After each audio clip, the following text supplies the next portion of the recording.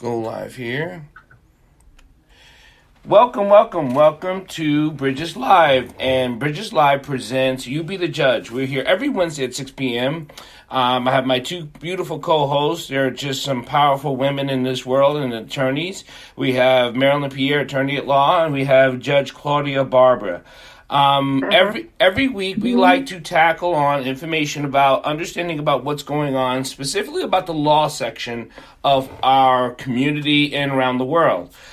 We have a special guest on tonight. His name is Mr. Mike, and he's going to talk about the differences he's made throughout his life, just being we call active. You know, my mother was an activist, my father was an activist, and I never really thought of the term activist. If you care, you're active. If you don't care, you're not. It's just as simple as that. It doesn't mean we're not asking for a lot of time. We're asking you to be active. There's active ways to doing a lot of things, and we'll go through. And if you don't know, ask somebody, right? That's my mother also told me that. If you don't know, ask somebody. So Marilyn, please introduce. So what's been going on with you? And then we'll get to Judge Claudia Barbara because we have Mike here. And you want to tell us what we're going to be talking about? Well, before we do that, I want to say that my mother told me that if I don't know, ask someone who knows. Because you could ask somebody and that person might not know. That's so true. Okay, that's all I'm saying for now. You could go ahead, Claudia. Judge Barbara, please introduce yourself. Greetings, everyone. It's such a pleasure to be a part of this podcast. And Dr. Dyer and Marilyn Pierre, you are inspiring in the work that you do and the forum that you have established here every Wednesday. So another week has come by, and I'm not sure. We only touched a little bit on Derek Chauvin's case last week. But it was such a monumental case and a big decision that we could go on for days and weeks just addressing that matter. But I'm glad to be here. I will stop there. I do, Judge Barbara. Sorry, go ahead, Dr. Dyer. I do want you to say your thoughts on that case because, as we have read and known, there are judges who can release people even if they are guilty. So it is important to know who your judges are and how they get elected and how the process is because it does, you guys are attorneys. Some of you guys are attorneys. But Judge Barbara, it seems like even though there's no right and wrong in the court, it's what you can prove and who is allowed to make the judgment call. And that hurts us as civilians who thought that it was about right and wrong. And it's not about right and wrong. Oh, my goodness. You said a lot just there. And you're right. We really didn't touch on how critically important it is who the judges are that are deciding these cases, especially police misconduct, especially excessive force, especially police brutality cases, especially unarmed civilians that are shot dead, especially because it also has to do with their take on sentencing as well. Correct. Now that's just huge. I mean, we cannot underscore that enough. And to the extent that the judge makes the decision on whether to be lenient in the sentence or not lenient in the sentence, it is imperative that voters, when they are voting for trial court judges, they try to find out as much as they can if there are press reports on how judges sentence and whether or not, you want, if you're in a position where you can elect such a judge, understand how they treat civilians. Are they overbearing with minorities in their sentencing? And do they pull back and not sentence the same way if the person is of a different race? That is critically important. And we can't take that for granted because, once the judge is in place, you can't get at the sentencing phase of the Derek Chauvin trial and say, "Oh my goodness, I should have never chosen this judge." We're too late. Too late. It's Too too late late. then. Too late, which is why I think it's so important to have that discussion. I think that discussion will be a great discussion for next week. And the reason why I would like to move on from that discussion right now is because we have Mike Tabor as our special guest, and Mike has so much that I guess we could talk with him about. And I think that if we start going down that road, we're probably going to continue going down that road, and we won't hear as much from Mike as we want to hear. I would like to introduce Michael. He likes to be known as Mike Tabor. And I want to say that the Jewish Exponent describes Mike as a tireless activist, which I definitely agree with. And he is an organic farmer. I could testify to that because, oh my gosh, I don't know if you've ever had any of his fruits or vegetables from his farm, but it is amazing. He's a justice seeker, which I could talk about firsthand, and a husband, which is why I didn't want to say anything about Esther, because Esther knows where Mike lives. And also he is a father. And I'm pretty sure Esther could speak about that as well. The Jewish Exponent also describes Mike as the ultimate pot stirrer, a nonconformist. And that is their quote. And I'm just so very, very happy to introduce Mike Tabor. Mike, before you get started, I want to ask you a question. And this question comes from my personal experience. My mother came from Haiti into the United States when I was 4 years old. And at that time, she didn't know that many people in the country. So she ran into this family, and they happened to be Jewish. And they were able to give her a labor certification where she was able to work for them as a nanny. And that is basically one of the only way that I am sitting right now, right in front of you, to be asking you questions. My mother instilled in us love of people, love of Jewish people, and in admiration and a respect for them. And so that's where I come from. And sometimes I hear people saying negative about people just because they're Jewish, and I just can't understand it. What does it mean to you to be Jewish, Mike?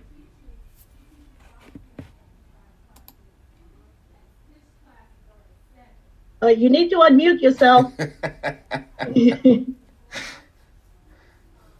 It's not my computer is not my forte. I mostly, even though right now I'm writing my life history and farm journal and stuff like that, I'm handwriting it.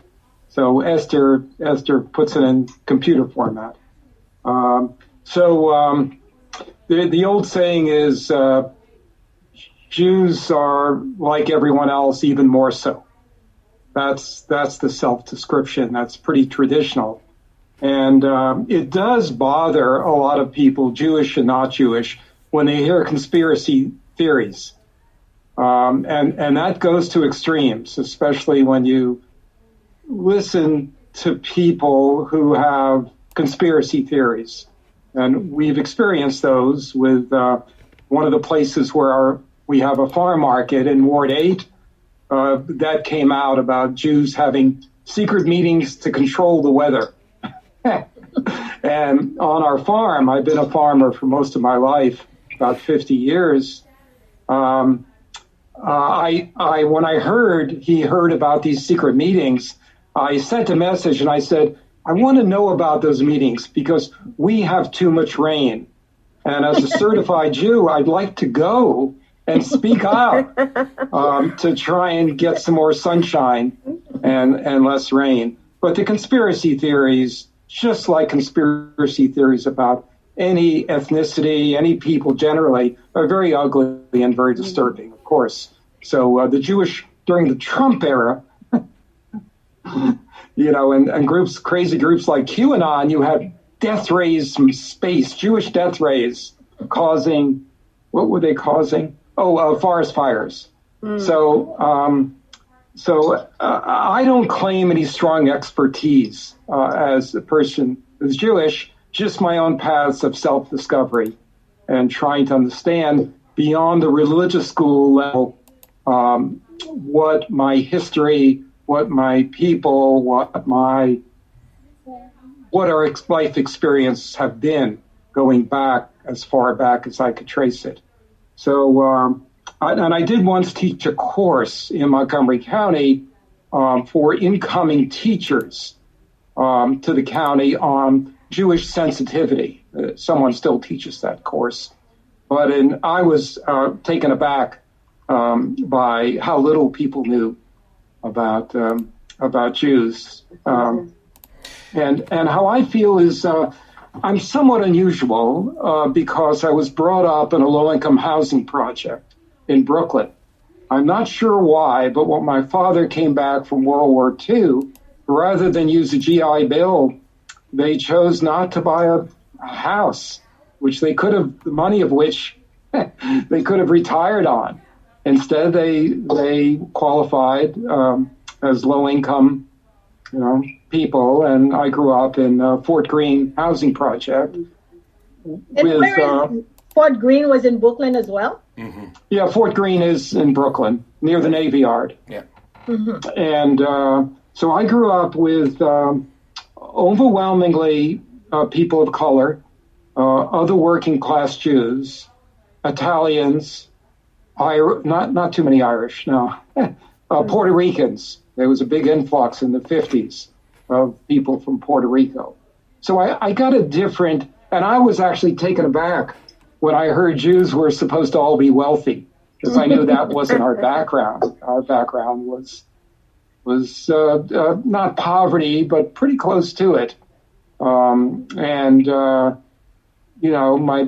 of my parents had to work, and my mother was a secretary and did payroll at a hotel. And I was actually naively shocked when I found out that was the assumption that Jewish people had lots of money. Certainly not my experience. I grew up working at my grandmother's newsstand, and until I got to college, a state teachers college in Oneonta, New York, I didn't even know Jews were supposed to be wealthy. Mike, last week we touched a little bit about being active, right? And the question is not so much how or why, but what brings a person as yourself that started from zero, from whatever stage that is, to go to do something for someone else that you just saw was right, wrong, and it needed to change. How did you develop that? Well, in my case, it was outrage. I came here, I can't say prejudice-free, but it's just, we just weren't taught to think racially in negative terms. It just wasn't part of our heritage and our thinking. So when I came down here, it was very inexpensive in 1963 to go to graduate school at University of Maryland. In my case, I was trying to get a PhD. When the guy next to me at the first class, so on Sunday, I guess it was, I went to the March on Washington in 63 against my parents' wishes. They didn't want me to, and they envisioned trouble and what have you, which of course I didn't experience. But then, what made you want to go? Well, Martin Luther King, this huge march, racial justice, even in upstate New York, all we saw on television were dogs attacking people of color. It was very ugly. The Ku Klux Klan, we didn't see that. We didn't experience that. I didn't experience that in areas of the North, although it did exist. I'm not saying racism wasn't there. I'm just saying I didn't directly experience it. And King was a model, a role model, and his beliefs just were wonderful to me. And of course, I went there. And the fact that a rabbi was marching hand in hand with King, Heschel, it's very impressive. I was sitting in the first day of class, Monday, and a graduate class, and there was a guy to my left who was also from Brooklyn. And I said, hey, not being a beer drinker, I said to him, I don't understand what's going on here. How about we go out for a beer? And we went down to College Park, a place called De Janeiro's, a pizza and beer joint. And we sat down. And the first thing I found out, the waitress came over and we said, oh, we'd like to order a pizza. And we both ordered beer. And she said, honey, or something like that, I'm afraid to tell you, but we could serve you, but we can't serve him. And I said, what? What are you talking about? And then it hit me, College Park was segregated. And, College Park, Prince George's County, the county that now has what is it? It's well known nowadays for having Black people with the highest per capita income of any county in the country, right? Well, then it was a primarily white county, and as I sent you some material, I know I filed the complaint against the school system on de facto segregation and tried to hold up their money for education, since it was basically more or less a segregated school system. But I was outraged. I could not believe that in order for a person of color to get beer or anything else, they had to go up to a window on the side of a bar, could not go to any hotel or motel. If a Black family was going to send their kid to College Park instead of Bowie State or Morgan, there was no place for them to stay. And you might laugh at this, but there was one place to stay in closer to Beltsville along Route 1, a series of broken down old cabins called Uncle Tom's Cabins. Oh, my goodness. Uncle Tom's Cabins. Wow. And I just couldn't comprehend. The rage just overcame me. But I could not comprehend it. Here's the thing, Mike. And that drew me out of that PhD program gradually into the civil rights movement. I joined a group called the Congress of Racial Equality. We started doing sit-ins along Route 1. I was just drawn into a life of being outraged by the racism I saw. But Mike, one of the things I think people that made me an activist. One of the things I think people are not getting, some are not outraged as you were, and then some people just will never be affected by anything because it doesn't touch their doorstep, a friend close to them. So how do we engage people who really just don't have a stake in the game for them? I don't have the answer. I do know that 6 weeks ago, when I heard Joshua talk about a man that was in jail starting at the age of 19. This is 30 years later. New evidence has come up. Confession has come up. He sits rotting in jail. And I couldn't help myself but want to help him. I couldn't hold back. And I called my 3 delegates and my state senator. I'm sorry to say, I don't think they did anything, and I don't even know why. And when I talked to Josh, he said, so-and-so called, and she said she couldn't help. I said, what do you mean she couldn't help? And he said, that's the same question I asked myself, because she works in the criminal justice system, but she couldn't help. So that kind of stuff just outrages me. It stops me. It gets me angry. It makes me want to change.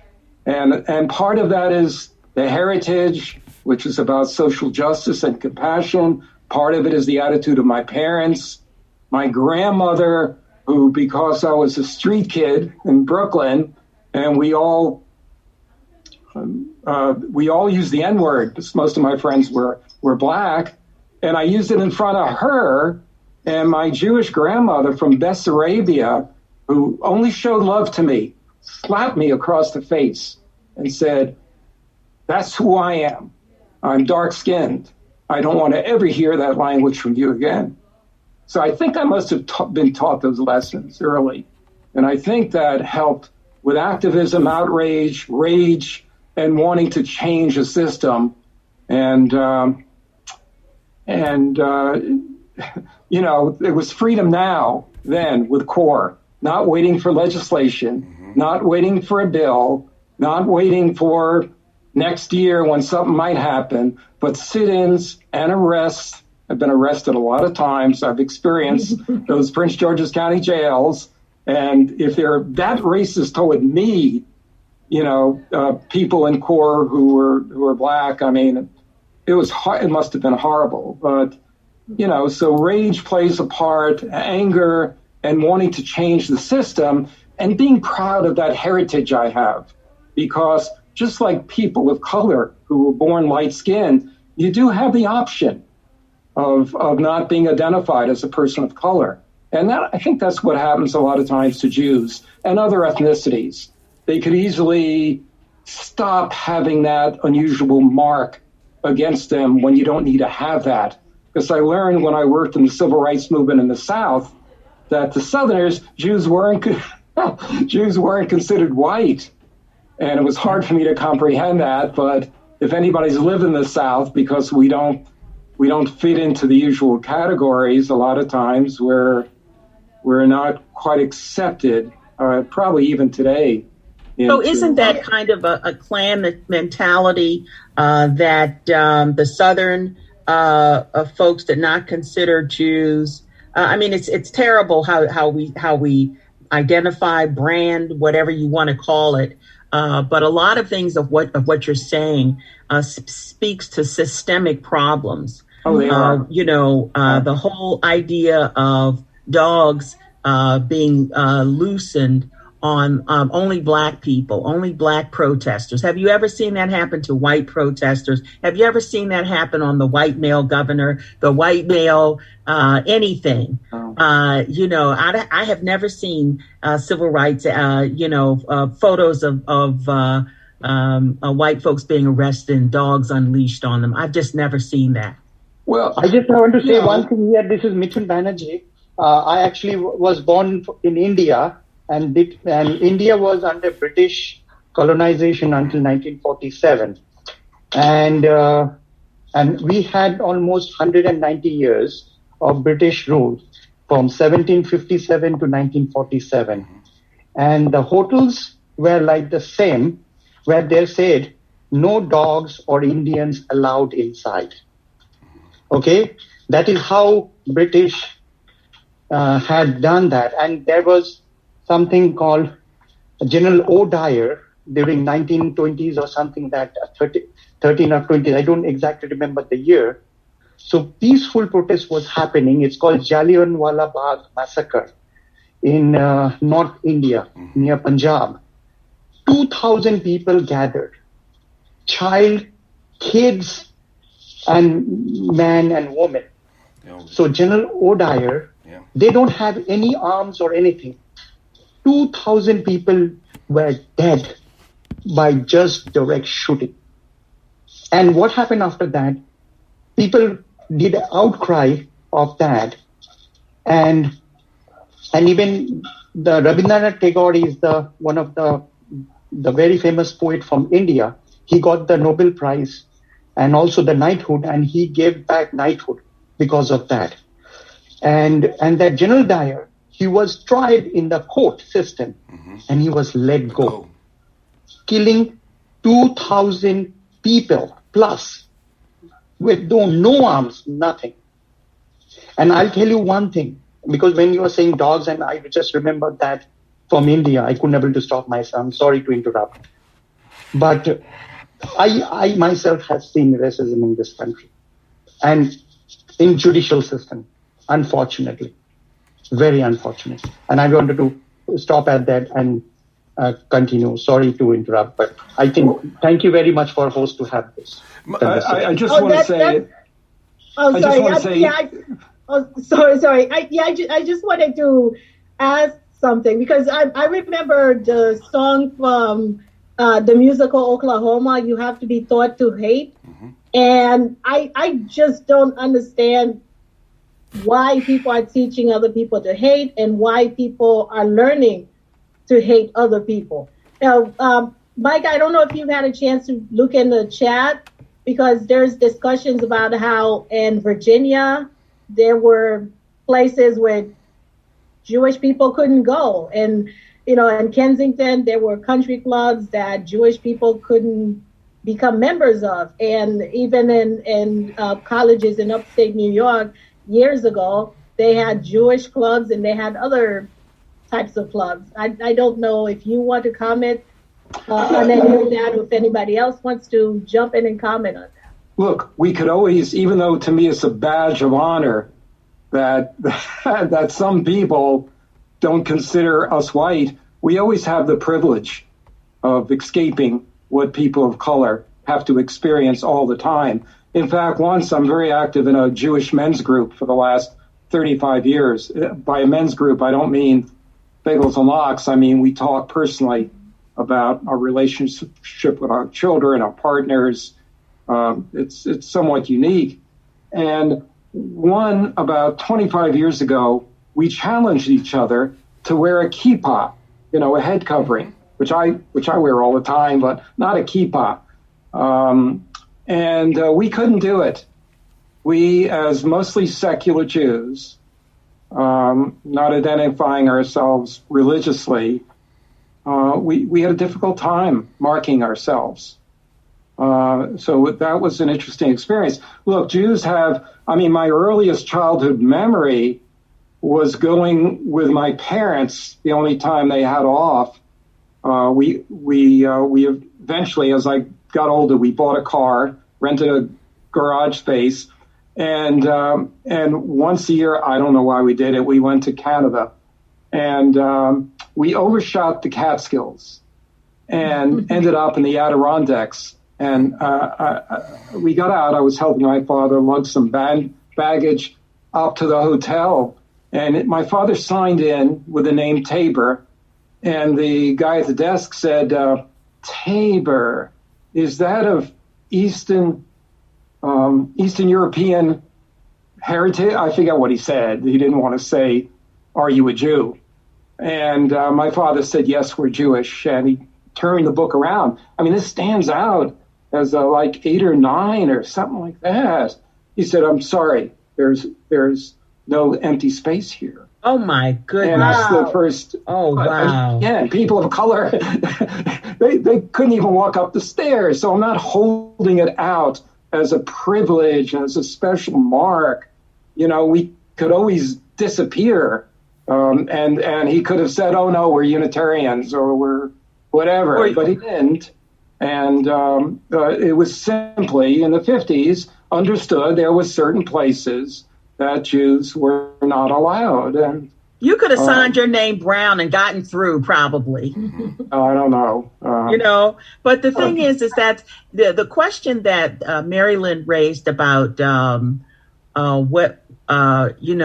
do people hate and why they're taught to hate. Sometimes I really think this is a superiority issue where they feel comfortable being better than the other person. It's a greater than the other person. I want to be on top. And you see how hard they fight tearing down the Confederacy statutes. You see how hard they fight, changing laws that are about equality, and diversification and equity.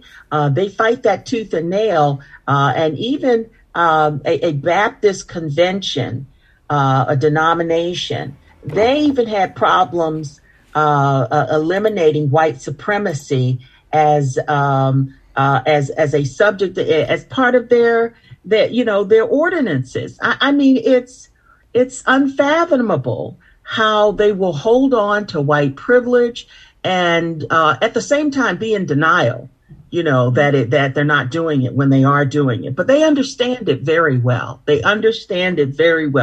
They know what having priority over jobs, having priority over privileges that are associated with, getting hotel rooms and things of that nature. They understand privilege. They do. Justice Barber, I don't, I've never quite gotten it. I've had the outrage. I've experienced the anger. I know there's a friend of mine, Jerry Serrata, who's a rabbi. We've known each other many years, but I think he grew up in near Miami, I think on Arthur Godfrey Boulevard. And my mother, whenever she used the word Arthur Godfrey, she would always preface that anti-Semit, because he was a well-known radio personality, but he was pretty deeply anti-Semitic. So I know the rage, I know the anger.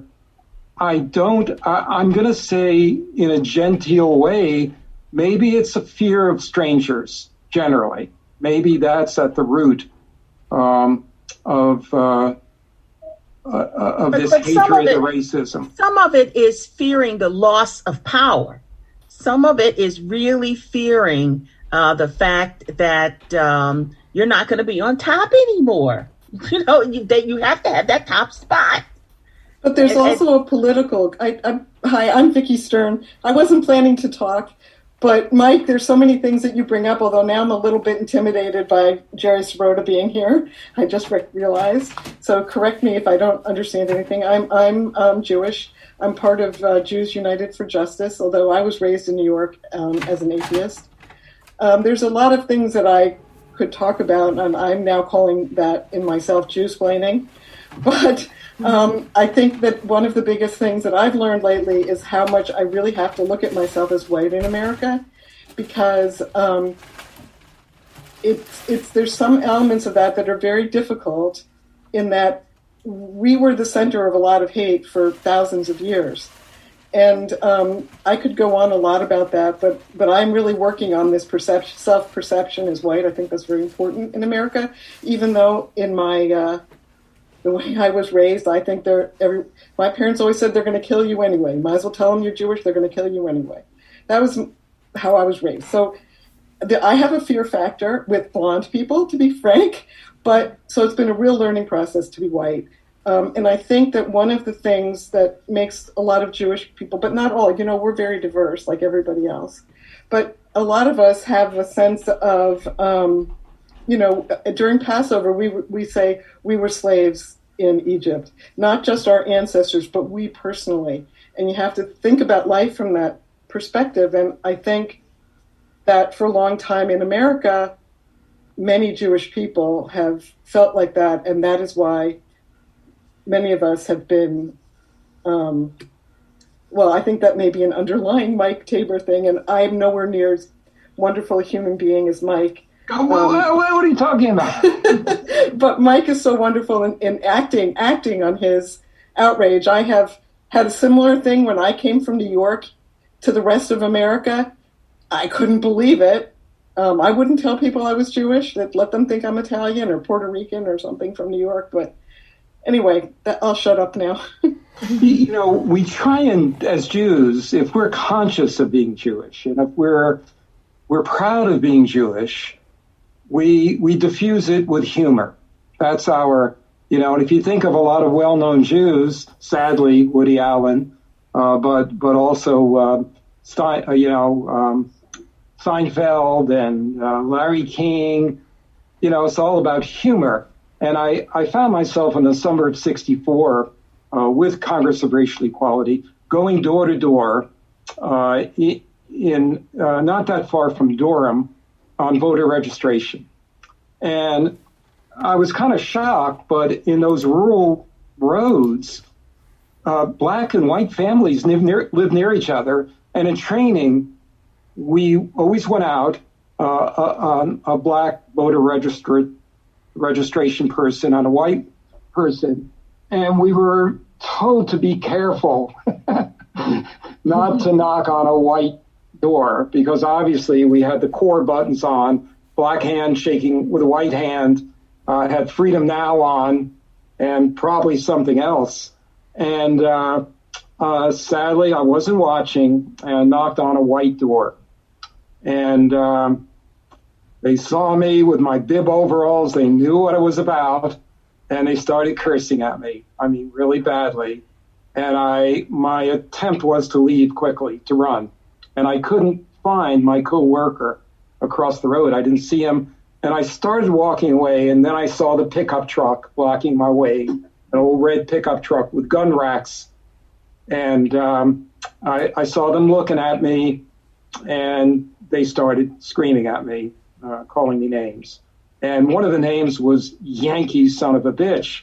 So coming from Brooklyn, of course, I said, wait, I'm not a Yankee, I'm a Brooklyn Dodger. And that didn't go over well. And then I included, and a Jew. And that was the fatal mistake. And I just saw the baseball bat coming down on my head. And the next thing I knew, I was back up here. They put me on a bus. I must have had a concussion, but I still had bandages and blood on my head. And they must have got me on a Trailways bus and sent me back here.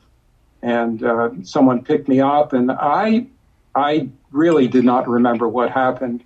I just remember my teacher, John Hope Franklin, almost flunked me for not having my paper in. I had 2 weeks to do it, and I spent it registering voters and thinking he's black and he'd be sympathetic. Well, he wasn't. So, Mike, and I had to suffer the consequences of, classes I wasn't taking that seriously anyway. Mike, when you got hit and you came back up north, were you still very friendly around Jewish community? Did you surround yourself with Jewish friends also in college? Well, I'm going to I actually joined a Hillel, even though I had very little in common with the other Jewish students, most of whom were from Baltimore and Orthodox.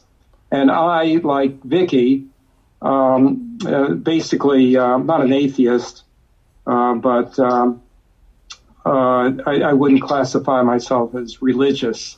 But I hung around with the other activists, with the people from SDS and CORE, and some groups, that were on the left against the war in Vietnam. So my question is the other people that were Jewish knew that you were Jewish and saw you do this, but they were doing nothing. What were those conversations like? You mean Jews who were... Most of the Jews I associated with were also activists. No, the non-activist Jews. They were, Jerry could talk about, they were Orthodox Jews from Baltimore growing up, and I just respected them that they did not identify the way I did, and they saw much more promise in things like Israel and observing the Sabbath and looking at Judaism in a very traditional way. My view of Judaism comes from biblical archaeology and knowing the difference between sacred Judaism, which is what you're taught in Sunday school or religious school, and really what was happening that we've been able to understand because of research that's been done by archaeologists. So Jerry has done both. Jerry, when he was a Hillel advisor, I don't know how he did it, had Orthodox kids, and every once in a while invited people from Jews for Urban Justice and Shomrei Adamah and things that he himself was committed to. And so, Jerry, you want to answer that? What is the conversation between the conversation between people who are active and the people who you are religiously connected with who are non-active? Well, I think it's the same in virtually any community, but I grew up in the South. I mean, I grew up in the Deep South, although you would think Miami wasn't the Deep South. When I grew up, there were segregated schools. There were curfews on Miami Beach. I'm old, so in the 40s there were still curfews. But my family was deeply involved in trying to integrate the schools. My parents, my synagogue youth group did voter registration in, we called it Liberty City. It's now called Overtown. It's where the expressway came through and divided the African-American community as it did in most of the South. So there were liberals who were nervous about showing themselves, and then there were progressives like Mike Tabor and myself that felt that our Jewish commitments required us to work on behalf of civil rights and voter registration, and I happened. My parents supported it totally, as did my synagogue. But other people were cautious, and they did have. I mean, you're talking about a time when, in Miami Beach, and Mike referred to Arthur Godfrey Road. Even though there was a high percentage of Jewish families, well-off Jewish families, across the street from my house, there was a country club, Lagor's Country Club. No Jews and blacks could be members. The same thing was. This was all over Miami, including the section where Arthur Godfrey's always stayed at the Kenilworth Hotel. So we were in it together.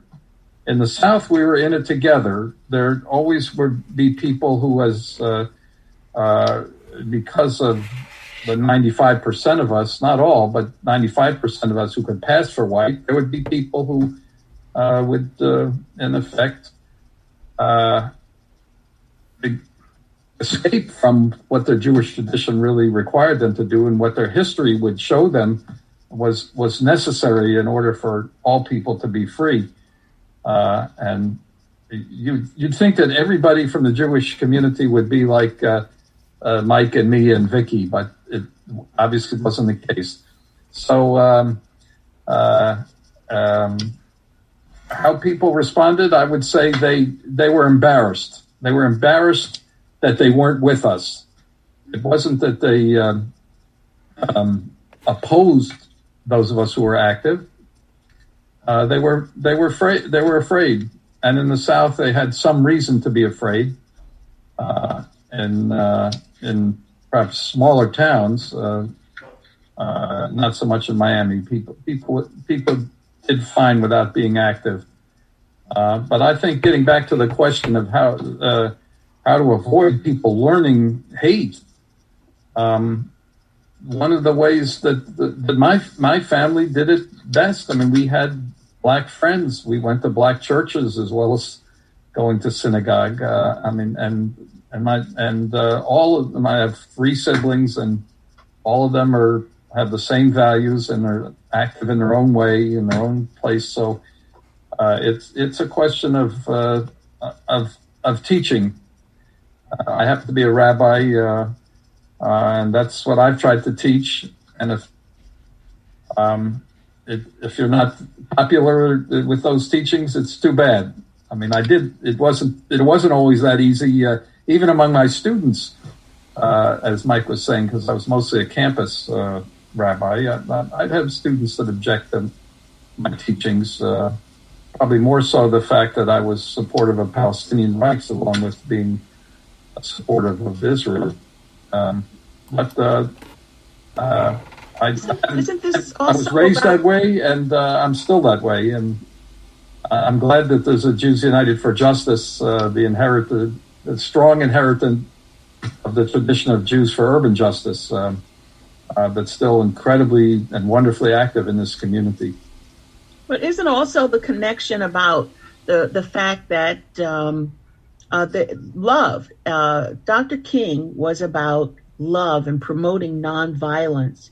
And to me, that's an easy narrative that should resonate with righteous people, with people who want to be on the right side of history, with people who expound unity and want to get it right. But then you have the faction, the people that are on the opposite side. I agree with you. I mean, I think, people look for tolerance, but tolerance is, I'm willing to live with you, but I hate your guts. I think you have to aspire to love. You have to aspire to love your neighbor. You have to aspire to love the stranger, 2 different commandments in the book of Leviticus, to love your neighbor who's like yourself, and to love the stranger, the immigrant, the migrant, the person who's not like you. 2 separate commands. We read every third command. Jesus, like the third command, you shall love the Lord your God with all your heart, with all your might, with all your property. But the way you do that is to love your fellow human being, whether they're your neighbor or whether they're a migrant.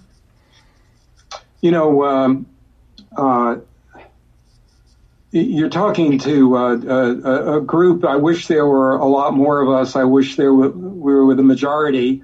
But we're activists, we're progressives. But I do, until my farm markets start, attend services on Shabbat. And each week we read from the Torah portion, the 5 books of Moses. So funny, the Torah portion last week was about loving your neighbor and understanding what that meant. That was the center of the way I read it. I belong to a synagogue I helped start. We call it a chavarah for Brangen. I know there's someone else, Ronnie, from that group, which started as an extension of Jews for Urban Justice. Now, I want to say Jews United for Justice is very, very positive in what it tries to do in terms of aligning itself with Latino groups and people of color locally. We were totally in your face. I mean, Jews for Urban Justice, it was that when we found there was a Jewish segregationist who owned a development out in Virginia, I think Arlington, called Buckingham, and it discriminated against people of color. We were so outraged, we went to her home to demonstrate. And when we found out she belonged to a synagogue, we went to the rabbi to let him know that he needs to intervene. How dare this person be a Jew and turn away people of color? We were young and inexperienced, and we were true believers. And he said, I'm not going to get involved. Very, very well-known rabbi. And the high holy days, the most important days of the Jewish year, that's when we showed up with our picket signs, with our quotes from the Bible, in your face. Rabbi, you cannot do this and get away with it in front of young people who are outraged at your behavior. You showed up on Yom Kippur? Yeah, we did it on Yom Kippur. And the black chauffeurs who were hired or rented raised their fist as they let, the wealthier Jews out to go into the service. And the rabbi was so upset, he called us, about 12 of us, handing out leaflets, and called us in and gave us front row seats and lectured to us from the pulpit. It was an outrageous act, but we were a very different mentality back then. It was very much in your face, very much, don't you dare, this is outrageous. We were very, very direct in what we did. And whether you were a rabbi, whether you were wealthy and had influence, I remember the boycott grapes. We went to Giant, and we actually found a rabbi, Harold White, a Hillel rabbi, who would help us pour blood on the grapes, showing this was Oshek. Mm-hmm. These grapes should not be eaten by Jews. They had the blood of the migrant workers on it. And, so this was street theater. And the reason we got involved in this stuff, I have to also mention, is black nationalism was on the rise. Because I remember, as the chairperson of the core chapter, getting a letter from National Core how to eliminate the white members. And the message at the time was white people need to deal with the racism in their own community. And that's why we started Jews for Urban Justice, to deal with slumlords, segregation, and rabbis who would not deal with the issues of racism. A big difference. Jews United for Justice is much more constructive, much more involved in working gradually, and a different era. Those were the 60s and 70s. That's the last major point I wanted to make, so I'm going to shut up. Well, I have to apologize. And the reason why I'm apologizing is because I mixed my musicals.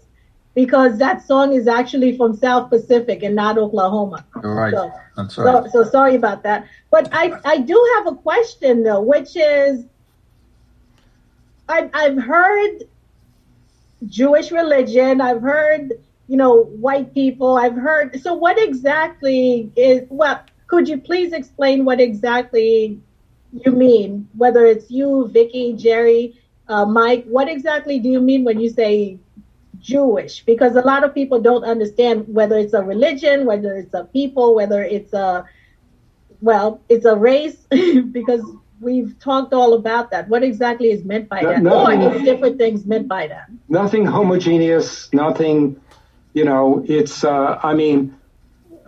the faith definition, Vicky has already said she's an atheist, but intensely Jewishly identified and committed. So we're talking here about, I once had a guest, a Native American, Dennis Means, at our house back in the 60s. And he said, "What's this thing with Jews? Who are you people anyway?" And my answer then, he was on his way to be involved in a major demonstration at Wounded Knee.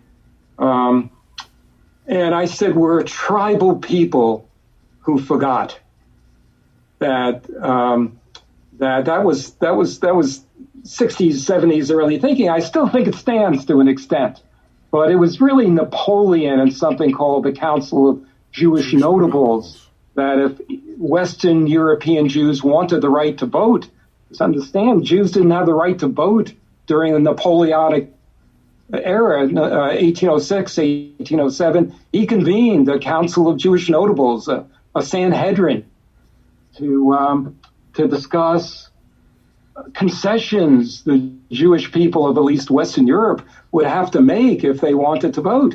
And one of them was stop using this concept of nation and tribal and people and become a religion, like French people, German people, whatever. Jerry, do you want to build on that or disagree? Well, I'd just give it a somewhat different spin. We are a tribal people which has a historic religion, which is called Judaism. But even from the sort of the origins of the tribe, the Israelites escaping from Egypt, there were people who were fellow travelers who weren't believers. So the things that whoever was asking, Claudia or whoever was asking, we are a people, we're a civilization, but we're definitely not a race. The Nazis defined Jews as a race, but they were wrong. I mean, they're Jews of every race, and the fact that they're unlike the tribal people. I mean, you could join the Jewish people over the years. It was possible to join, so it's not a racial group and it's not an exclusive group. There have always been people who identified with the Jewish people and either converted to the religion of the Jewish people or simply associated with the Jewish people and their values. I think that's true of some of the Egyptians. If you read the Bible carefully, there were a number of Egyptians who came with the Israelites and who identified with their project of escaping from slavery and overturning Pharaoh. So it's an ethnic group, a civilization that welcomes people joining on its path. So therefore, it has a religion, but there are plenty of Jews who don't identify with the religion or identify with it in various flavors: Reform, Conservative, Orthodox. I mean, there are even flavors I call them flavors, because some of it tastes good and some of it doesn't to certain people. So so I hope that isn't too long-winded, but it's a complicated question, obviously. A person who is a Christian, I don't think it's really possible to be a secular Christian. You can be I guess, a cultural Christian. I mean, not, you don't go to church, but you identify with the history and the values of Jesus, the follower of Jesus, and a cultural Christian. It's certainly possible in the same way to be a cultural Jew. So we're not so different in that way. But Christianity is a religion. Jewish identity is an amalgam of civilization, peoplehood, tribe, ethnicity, and religion. I'd like to add to that, Jerry. I think that this crisis of who is a Jew and what is a Jew is a very late 20th, 21st century issue. So right. I wanted to share a little bit about that because in Europe, when you were talking about Napoleon, so pre-Napoleon, Jewish people were not considered citizens of Europe. And that wasn't just in the 1800s, that was forever. And pretty much any decade, if you looked across Europe, there was some country burning Jews at the stake, slaughtering them. When the Christians went on crusades against the Muslims, they'd go and kill all the Jews along the way. So there's this long history in Europe of being considered this separate group based on religion, who were complete outsiders. And then even when they got to a point in the 1800s when Napoleon did allow them to become citizens, essentially, well, the Nazis happened. So now we're, almost 60 years later or whatever in America. And but I'd like to just switch to the question about Claudia's question about hate. And I think somebody in the chat wrote, why does everybody hate Jews? Well, that's like a big question that I don't know. Jerry probably knows more about the books that are written about that. But one of the things is that hate is revved up by the people in power because it keeps different groups hating each other and separate so that they don't get together and take over from the people who have power. And I don't know if there's probably a much better way of explaining that. But that's a lot of what's going on now. And it is really the role the Jews played in Europe, where the people in power would get the peasants to go kill all the Jews, and then they weren't killing the people in power. That's a totally oversimplification, I realize, but it is important to understand a certain role that Jews have played in European history, which is between the peasants and the people in power. Which I keep becoming concerned, and I've already told you I came from a very negative place in Judaism and my family, but I'm always worried that, and one of the terms that one of my rabbis has pointed out is that Jews are provisionally white, until we're not, and then we're dead. So I wanted to add a little bit. No, I think hate is incredibly irrational and it's incredibly used in politics. But I think, Vicky, you brought up a point where I think it was about ready to get there. This is an economic issue, right? This is economics, right? And I've written many papers and articles about it's not so much who to hate or what to dislike, but who's controlling the economic division of power. So, and that's what I think Vicky was talking about. If I can keep you fighting over the crumbs, then I keep the big bread. So as long as you keep scrapping over the crumbs, and I can keep you divided within yourself, and I think that's the difference between what Jewish people have done, is that they have collaborated together and they have majority stuck together. Where the division of blacks, when it comes to inactivism or apathy, they're just so emotionally broken. They're so traumatized emotionally and mentally that they can never get together collectively. And that's what's and until we as a people, we'll always say this, that until we as a people do something together, then we will always continue to never move forward, and they'll keep us fighting over the crumbs. Because that inactivism that people have, it's apathy.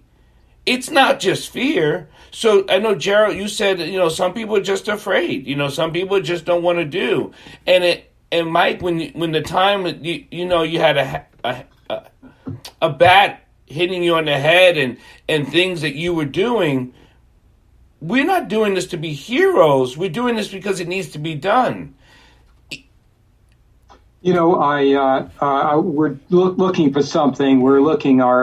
We have 3 children, and one of our children, Adina, is a social worker in New York who works with nurses, help placing nurses in parts of the country. And I have a picture, which I wish she put in her front room. Oh, here it is, of Cesar Chavez. So I worked on the Great Boycott. And so here, I don't know if you can see it, but here he is blessing our daughter, and Adina. And I think that's very important. For those of you who don't know, so he was an incredible organizer on what became the Great Boycott. And I worked a lot on the Great Boycott, or as much as I could. And I once asked him, when I started hearing anti-Semitism from poor Latino people, I said, where does the anti-Semitism come from? They probably have almost no contact with Jews.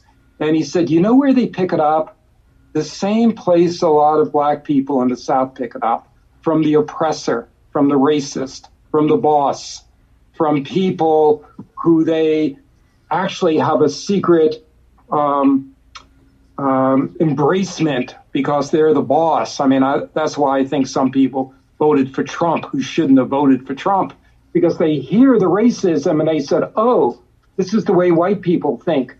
And next thing you know, they're being anti-Semitic or anti-black or, whatever. They learn the racism from the haters. And that was his insight, which I still think has a lot of validity. You want to learn it, this level of hatred that has no depth, no end. You'll hear that. You'll hear it plenty, whether it's against black people, Jewish people, anybody who's different. And, I just this morning heard one of my neighbors. They know I'm always going to say, I have to tell you, I don't like that kind of talk in front of me. Up in the farm. I don't want that kind of talk. I don't believe in it. I'm sorry you do.